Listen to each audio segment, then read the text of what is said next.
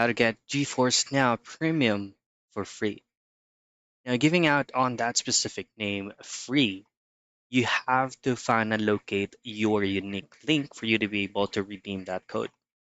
Now, there is an actual one that I can provide you, which is via the Chrome rewards.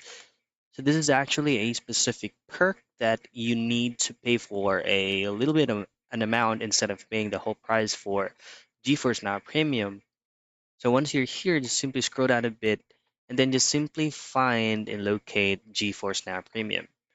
If it's not yet available from here, well, you just have to check in here time to time and then just simply head out on checking and getting the perk.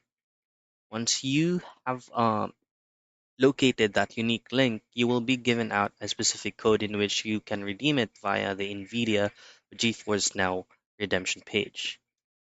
Simply type in GeForce Now redeem code and it will show up on the very first result, which says that's redeemed. So once you've copied that code from getting that specific perks on Google Chrome Rewards, what you want to do from here is just to enter that code and hit on redeem. And there you have it. That's how you get GeForce Now Premium for free.